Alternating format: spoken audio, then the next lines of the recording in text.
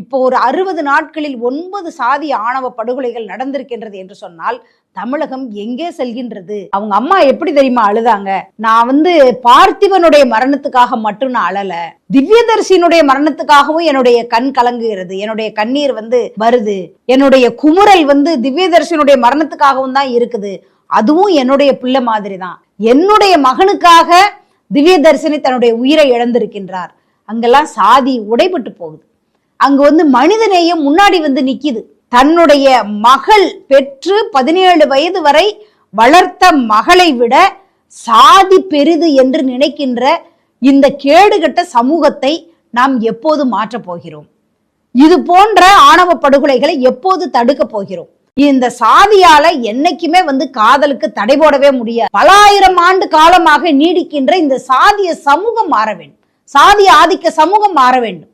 எனவே அப்படிப்பட்ட ஒரு மனமாற்றத்தை, இந்த சமூக மாற்றத்தை கொண்டு வர வேண்டிய ஒட்டுமொத்த பொறுப்பும் இந்த தமிழ் சமூகத்திற்கு இருக்கின்றது. மே 2ஆம் தேதி துவங்கி இப்ப ஜூலை 2 60 நாள். இந்த 60 நாள்ல தமிழ்நாட்டில் நடந்திருக்கிற சாதி ஆணவ படுகொலைகள் 9 சாதி ஆணவ படுகொலைகள் வெறும் 60 நாட்கள்ல தமிழ்நாட்டில் நடந்திருக்கு. முன்னாடி எல்லாம் இது மாதிரியான சாதி ஆணவ படுகொலைகள் வட மாநிலத்துல அதிகமா நடக்கும். இப்ப இந்த தமிழ் மண்ணில், அது பகுத்தறிவு பேசிய தமிழ் மண்ணில் இது போன்ற சாதியின் பெயரால் ஆணவ படுகொலைகள் தினம் நடந்துகிட்டே இருக்கு அப்படின்னு சொன்னா நமக்கு ரொம்ப அதிர்ச்சி அளிக்கிறது. ஒரு முற்போக்கு சிந்தனையாளர்கள் தன்னுடைய கருத்துக்களை பரப்பி வர்றாங்க. அதே போல சாதிய ஆதிக்கத்திற்கு எதிரான பல்வேறு ஜனநாயக அமைப்புகள் தமிழ்நாட்டில் பிரச்சாரங்களை மேற்கொள்றாங்க. தமிழ்நாடு தீண்டாமை ஒழிப்பு முன்னணி போன்ற அமைப்புகள் சாதியம் தகர்ப்போம் மனிதம் வளர்ப்போம் என்ற உன்னதமான கோஷத்தை முன்வைத்து கருத்து பிரச்சாரங்களை நடத்தி வர்றோம்.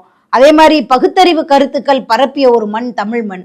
ஆனா இந்த மண்ணில் இப்போ ஒரு 60 நாட்களில் 9 சாதி ஆணவ படுகொலைகள் நடந்திருக்கின்றது என்று சொன்னால் தமிழகம் எங்கே செல்கின்றது என்ற ஒரு கேள்வியை நாம் கேட்க வேண்டியிருக்கு. இந்த 9 சாதி ஆணவ படுகொலைகளில் கிட்டத்தட்ட 5 படுகொலைகள் பிற்படுத்தப்பட்ட சமூகத்தை சார்ந்தவர்கள். இந்த பார்த்திபன் திவ்யதர்சினி கொலை வழக்குல நாங்க பார்த்திபனுடைய பெற்றோரை பார்க்கும்போது அவங்க அம்மா எப்படி தெரியுமா அழுதாங்க? நான் பார்த்திபனுடைய மரணத்துக்காக மட்டும் நான் அழல, திவ்யதர்சியினுடைய மரணத்துக்காகவும் என்னுடைய கண் கலங்குகிறது, என்னுடைய கண்ணீர் வருது, என்னுடைய குமுறல் திவ்யதர்சியினுடைய மரணத்துக்காகவும் தான் இருக்குது, அதுவும் என்னுடைய பிள்ளை மாதிரி தான். என்னுடைய மகனுக்காக திவ்யதர்சினி தன்னுடைய உயிரை இழந்திருக்கின்றார். அங்கெல்லாம் சாதி உடைபட்டு போகுது. அங்க மனிதநேயம் முன்னாடி நிக்குது. தன்னுடைய மகள் பெற்று 17 வயது வரை வளர்த்த மகளை விட சாதி பெரிது என்று நினைக்கின்ற இந்த கேடுகட்ட சமூகத்தை நாம் எப்போது மாற்றப் போகிறோம்? இது போன்ற ஆணவ படுகொலைகளை எப்போது தடுக்க போகிறோம்? தமிழ்நாடு தீண்டாமை ஒழிப்பு முன்னணி தொடர்ந்து கடந்த 15 ஆண்டு காலமாக சாதி ஆணவ படுகொலைகளை தடுப்பதற்கு சிறப்பு சட்டம் வேண்டும் என்ற கோரிக்கையை நாங்கள் முன்வைத்து போராடி கொண்டிருக்கின்றோம். கடந்த வாரம் அதாவது ஏற்கனவே எங்களுடைய போராட்டம் பல்வேறு ஜனநாயக அமைப்புகள், அதே போல பல்வேறு தலித் அமைப்புகள், பல்வேறு மனித உரிமை அமைப்புகள், தமிழ்நாடு தீண்டாமை ஒழிப்பு முன்னணி, மார்க்சிய கம்யூனிஸ்ட் கட்சி போன்ற அமைப்புகளுடைய போராட்டத்தால் கடந்த அரசு, திராவிட முன்னேற்ற கழக அரசு ஒரு ஆணையத்தை நியமித்தது. சாதி ஆணவ படுகொலைகளை தடுப்பதற்கு ஒரு சிறப்பு சட்டம் கொண்டு வருவதற்கான ஆலோசனைகளை உருவாக்குவதற்கான ஒரு ஆணையம், அதாவது ஓய்வு பெற்ற நீதிபதி பாஷா அவர்களுடைய தலைமையிலே நியமித்தது. அந்த ஆணையம் தமிழகம் முழுவதிலும் எங்களை போன்ற அமைப்புகளிடம் ஆலோசனைகளை வாங்கி கொண்டிருக்கின்றது. இந்த நேரத்திலே புதிய அரசு ஆட்சி பொறுப்புக்கு வந்திருக்கின்றது. இந்த புதிய அரசிடம் தமிழ்நாடு தீண்டாமை ஒழிப்பு முன்னணி வைக்கின்ற முக்கியமான கோரிக்கை என்ன?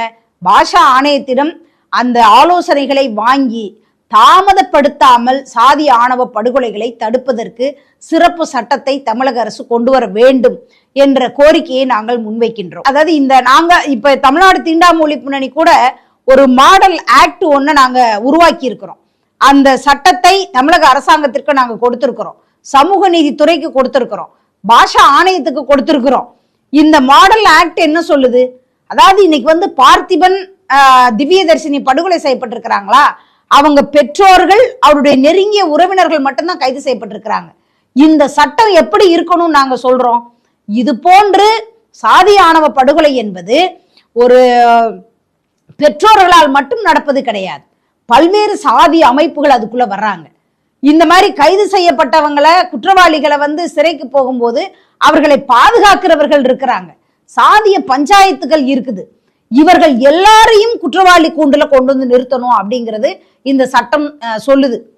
அதே போல சாதி மறுப்பு திருமணம் செய்து கொள்கின்றவர்களை பாதுகாக்கிறதுக்கும் இந்த சட்டம் ஒரு சரியான வழிமுறையை சொல்ல வேண்டும் என்பதை தமிழ்நாடு தீண்டாமை ஒழிப்பு முன்னணி வலியுறுத்துறோம். இது போன்று காதலிப்பவர்கள் எத்தனை பேர் ஒரு பாதுகாப்பற்ற சூழலில் அவங்க வாழ்ந்து கொண்டிருப்பாங்க, அல்லது காதலிச்சு திருமணம் பண்ணிட்டு அவங்க சொந்த மண்ணில் கூட வாழ முடியாம எங்கேயோ வெளிநாட்டுல வெளிமாநிலத்தில எல்லாம் போய் வாழ்ந்துகிட்டு இருக்காங்க. அதாவது இந்த சாதியால என்னைக்குமே காதலுக்கு தடை போடவே முடியாது. ஆனா பாத்தீங்கன்னு சொன்னா இது போன்று சாதி மறுப்பு திருமணங்கள் செய்கின்றவர்களை பாதுகாக்கின்ற பொறுப்பு இந்த அரசாங்கத்துக்கு இருக்கு இல்லையா? எனவே உடனடியாக இந்த அரசு சாதி ஆணவ படுகொலையை தடுப்பதற்கு ஒரு சிறப்பு சட்டத்தை கொண்டு வர வேண்டும் என்பதை சொல்லிக்கொள்ள விரும்புறோம். அதே போல பாத்தீங்க அப்படின்னு சொன்னா இந்த அகமண முறைதான் இந்த சாதிய சமூகத்தை பாதுகாத்து கொண்டே இருக்கின்றது என்று டாக்டர் அம்பேத்கர் குறிப்பிட்டிருக்கிறார். எனவே இந்த அகமண முறை மாற வேண்டும். இது போன்ற சாதி மறுப்பு திருமணங்கள் தமிழகத்திலே அதிகரிக்க வேண்டும். அது ஒரு வகையிலே இது போன்ற சாதிய ஆதிக்கத்தை மட்டுப்படுத்துவதற்கான ஒரு வழியாக இருக்கும் என்ற அடிப்படையிலே உடனடியாக தமிழக அரசு தலையீடு செய்து இது போன்ற சாதி ஆணவ படுகொலைகள் நடக்காமல் தடுப்பதற்கான சிறப்பு சட்டத்தை கொண்டு வர வேண்டும். அது மட்டுமல்ல, சட்டம் கொண்டு வந்துட்டா மட்டும் 100% சாதி ஆணவ படுகொலைகள் நின்றுமா அப்படின்னு கேட்டா இல்லை. பல ஆயிரம் ஆண்டு காலமாக நீடிக்கின்ற இந்த சாதிய சமூகம் மாற வேண்டும், சாதிய ஆதிக்க சமூகம் மாற வேண்டும். எனவே அப்படிப்பட்ட ஒரு மனமாற்றத்தை, இந்த சமூக மாற்றத்தை கொண்டு வர வேண்டிய ஒட்டுமொத்த பொறுப்பும் இந்த தமிழ் சமூகத்திற்கு இருக்கின்றது. அந்த சமூக மாற்றத்திற்காக அனைவரும் இணைந்து பயணிப்போம். சாதிய ஆணவ படுகொலைகளை தடுப்போம், உயிர்களை பாதுகாப்போம். நன்றி, வணக்கம்.